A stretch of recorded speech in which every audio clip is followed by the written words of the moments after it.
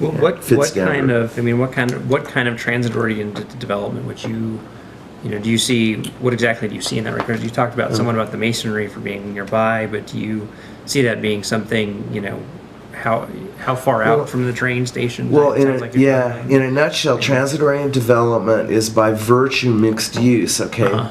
But unless you have demand for the commercial and the offices and retail and stuff within that area, within walking distance, you can't really support these large public areas and large commercial walking areas. In fact, it takes 2,000 households to support one block of retail. We know that, it's factual. So roughly you need 10 times the square footage of housing as the retail that you're planning to incorporate in that station. So we need to be careful on a corridor-wide basis that we can support it. Looking at the West Corridor, I believe there's 12 stations. It links to Government Center within Jefferson County, where all the courts are, and it's very regional. St. Anthony's is moving out to the Union and Sims Station. That becomes a TOD. The hospital can be a TOD. Right. Now, there's 2,000 workers approximately, and they will be serviced near there, hopefully. Hopefully they'll stay and live in Denver because we're offering so much, and reverse commute. Right. So at each stop, you look at a different opportunity. I would like to propose on Sheridan that it becomes a library and a cultural community center above the parking garage setup that they have. They need to provide, I believe, 500 or 800 it is, parking spaces right at about 10th and 11th in Sheridan. So that's going to have a dual purpose, both park and ride regionally off of Sheridan, and a cultural educational library person. The mission of the libraries is self-betterment. What a better thing to put right at a TOD. Right. There's two park and they're called kiss and rides.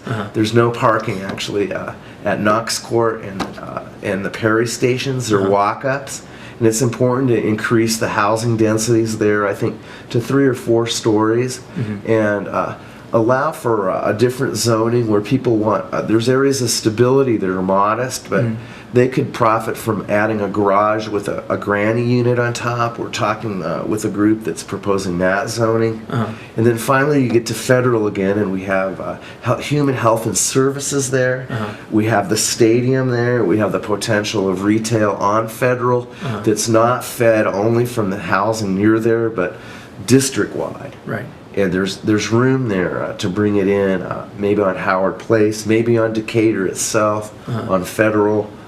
So each of these stations has a different character, and it's important. We've learned that we have to look at each one, and it can't be imposed from without. It has to grow from the resources at each spot. Okay. One other issue that we haven't talked about much at all yet, but it's sort of always a top issue, is education. What kind of role do you see, you know, Denver City Council having in the education system in Denver?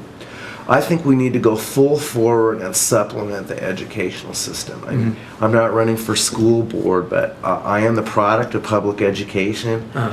In fact, I grew up in Barnum, went to school in Barnum Elementary. Then my mother divorced. My father, we moved to the east side, so I was at Gove. And then finally I was bused through forced integration to Manual High School.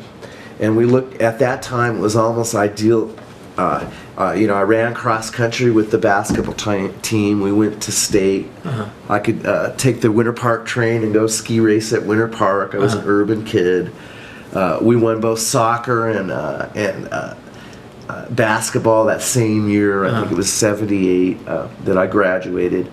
So it was really ideal. We had really diverse. It was almost 1/3 Hispanic and Indian, American Indian, and African American, and not all bused white. In fact, there were a lot of ethnic whites that always lived in Curtis Park and 5 Points.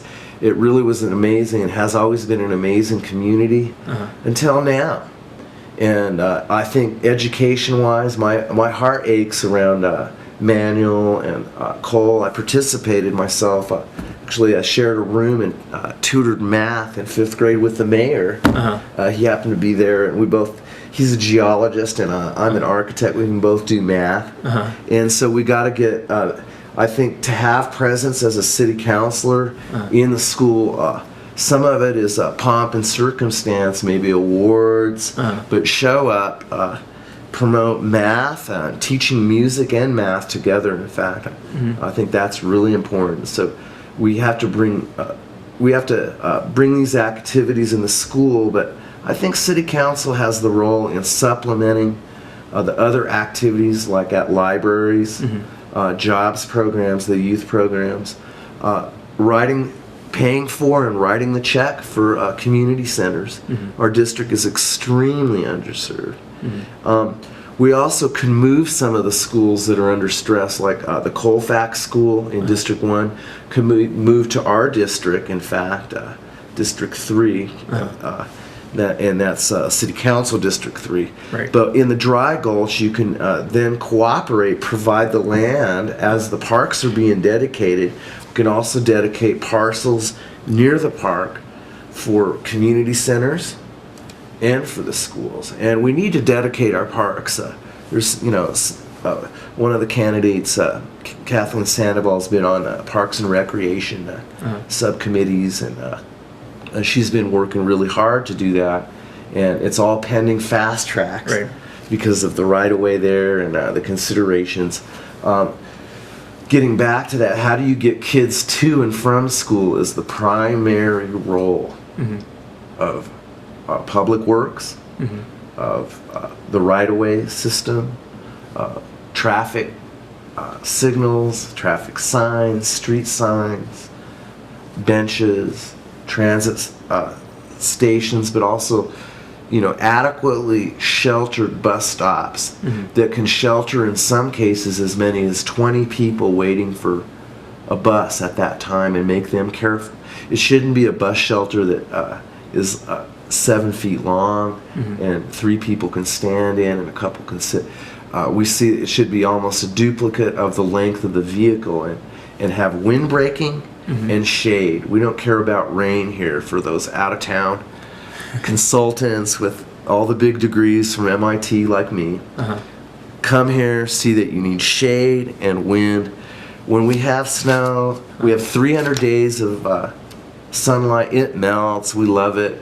We had snow yesterday for Easter, and today it's sunny and it's 60 degrees. And they're skiing up at Arapahoe Basin still. So I think this speaks to more of a national audience as well that are checking up on that. And I think we have to fix federal, and we have to fix the federal government. Okay. Well, on that note, I think that's all the time we have. So thanks again for joining us, and have a great day. Good luck with the campaign. Thank you. Thanks a lot. Thank you for the attention you're giving our district. Our pleasure.